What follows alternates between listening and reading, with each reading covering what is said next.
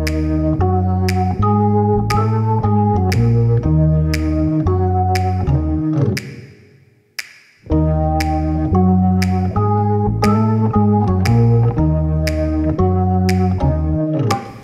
Marie-Do.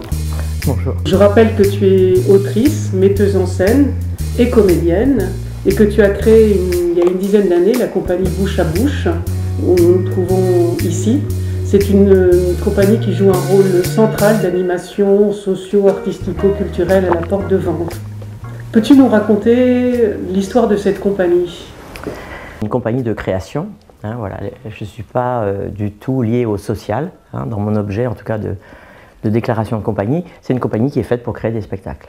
Je crée déjà des projets sur le 14e à partir de 1999, je crois, ou 2000. Voilà, parce que je suis habitante, j'habite rue de Gergovie. J'ai voulu en fin de compte, à partir de ma démarche de création, trouver un outil pour me permettre de créer des spectacles en lien avec un territoire et avec des habitants, dans le sens habité au sens large, c'est-à-dire d'être au cœur des échanges qui existent déjà dans la ville, et non pas de travailler dans des salles fermées et dédiées au spectacle, que je trouvais être des maisons un petit peu trop closes et trop fonctionnant sur elles-mêmes. Moi, j'avais besoin d'accorder en fin de compte une dimension de l'autre à l'intérieur de mes créations. Et donc après, ça m'a fait faire tout un chemin, et jusqu'à récupérer, grâce à Paris Habitat et la ville, qui avait encore des budgets de réhabilitation, de récupérer cette petite boutique et d'en faire notre lieu de vie, voilà, à la porte de Vanves. Donc, ça va être 1 heure de spectacle. 1 heure, c'est beaucoup et c'est peu. Intérieurement, il faut que vous racontiez des histoires.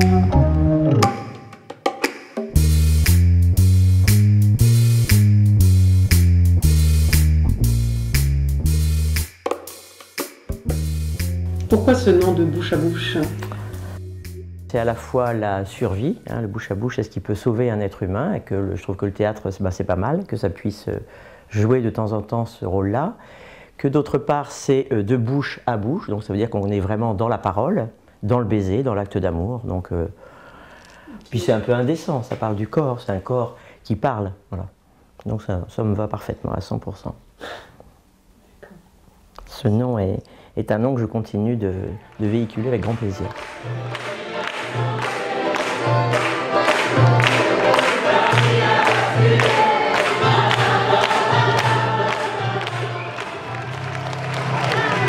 L'amour, ça va venir, c'est comme un oiseau migrateur, ça vient et ça repart. C'est comme les feuilles, ça vole. Dans quel milieu as-tu grandi? À quoi rêvais-tu quand tu étais enfant et comment est née donc cette ambition, ce rêve de devenir comédienne et metteuse en scène? Je suis née dans une famille très traditionnelle, catholique, très catholique. Et donc j'ai été vraiment éduquée dans des rituels. Voilà, ça c'est le lien peut-être qu'on peut faire. D'un côté les rituels et la dimension de la musique et du chant et du sacré dans ma vie, puisque mon grand-père était organiste d'une cathédrale au Havre. Et que moi j'ai été avec lui sur le banc de l'orgue, donc dans des choses très très impressionnantes, avec des oratorios qui étaient joués dans la dimension de toute la cathédrale, et c'est mon grand-père qui était le maître d'œuvre. Après, mon père est décédé assez rapidement dans ma vie, puisque j'étais petite fille, j'avais 7 ans et demi, et à partir de là, j'ai eu comme une espèce de réouverture du sens de la vie ou de la violence de l'existence, enfin, tout ça étant, je pense, comme un espèce de noyau un peu fendu à l'intérieur, qui fait que tout d'un coup, il y a quelque chose qui s'écoute différemment. On dit que dans les fêlures, c'est là où on peut à nouveau réinventer. Il n'y a pas que moi qui dis ça. Et très clairement, c'était un espèce de creuset qu'il me suffit d'interroger pour continuer de créer, par exemple. Et puis j'étais une petite fille qui parlait tout le temps, qui racontait des histoires, qui mettait en scène ses frères et sœurs, qui vivait enfermée dans les placards avec mon monde imaginaire. Je lisais, on m'interdisait de lire. Enfin, donc les mots et mes histoires se sont entrelacés toute ma vie. L'école ne m'a pas du tout raconté une histoire que j'aimais par rapport à tout ça, même si j'étais soi-disant une bonne élève, mais très indisciplinée. Personne dans ma famille n'a pensé que je pouvais être artiste, donc il n'y a pas eu d'incitation à un cours de théâtre, à un cours de musique, etc.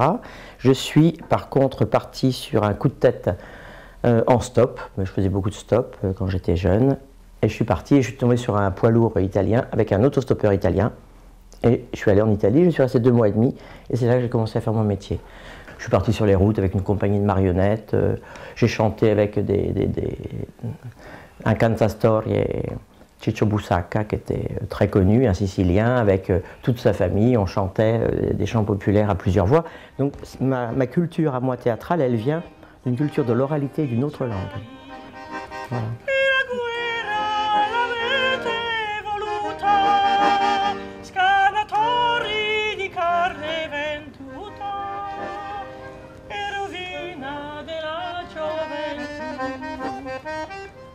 Que représente pour toi le quartier de la Porte de Vanves? Le quartier des pauvres. Depuis 2005, je fais des projets ici et le quartier n'a pas changé. Il y a plus d'associations, mais ça ne change rien. L'état du monde ne bouge pas, les pauvres resteront pauvres. C'est un constat assez violent. Je rencontre des êtres absolument magiques et magnifiques, voilà, avec qui je compagnonne et on arrive à vivre des très belles aventures. Et je suis touché par des gens qui viennent de la blessure, de l'isolement, du non-amour, de l'abandon, du choc. Voilà. Je crois que j'ai besoin de compagnonner avec ces gens-là pour aussi m'accorder au monde. Mais voilà, c'est mon inscription ici, c'est ça. C'est que j'aime fréquenter les personnes un petit peu fragiles.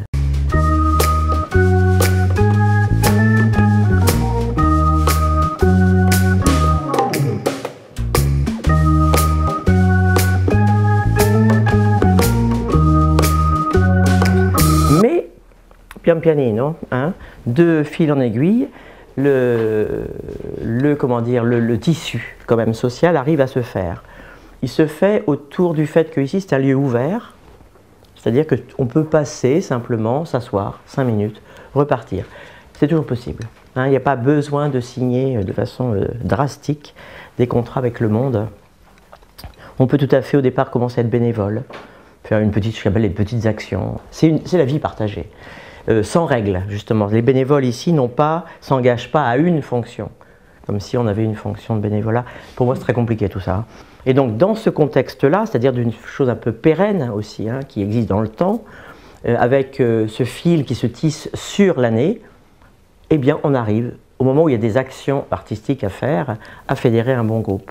Tu mènes différentes activités artistiques, notamment dans le secteur de la Porte de Vanves, et elles ont lieu sur un site particulier, comme par exemple les EHPAD, les centres sociaux, des établissements psychiatriques, des foyers de migrants, ou alors elles ont lieu dans la rue. Quel est le fil conducteur entre ces différentes actions? C'est toujours la notion d'habiter, en fin de compte, c'est-à-dire que il faut savoir où peut y avoir des lieux de rencontre et des lieux de vie. Hein, l'espace public, moi c'est un espace qui me fascine parce que c'est l'espace de la rencontre. Un lieu, pardon, ici en face, c'est un lieu psychiatrique, donc il y a des lits par exemple.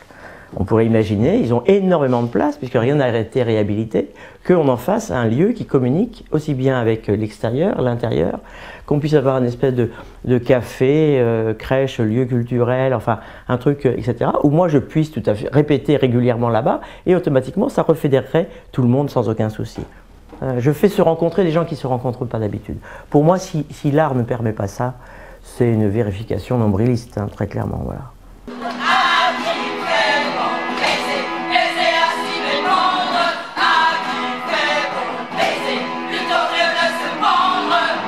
Tu aimes beaucoup la transgression dans tes spectacles. D'où te vient ce goût?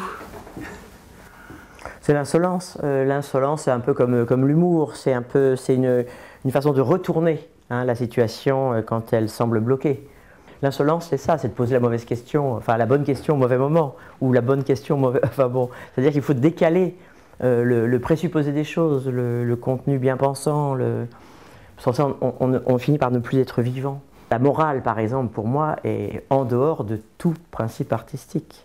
C'est absolument impossible de vérifier quelque chose qui soit dans le bon ordre d'une société, quelle qu'elle soit. Hein, il faut plutôt reconvoquer d'autres forces entre le sacré et le populaire, de retrouver des énergies liées à, je sais pas, à la vie profonde, à la terre, au corps. Dans l'ensemble, les gens le reçoivent bien parce que ce n'est pas une insolence violente, c'est-à-dire que je ne veux pas le frontal, le combat, le conflit.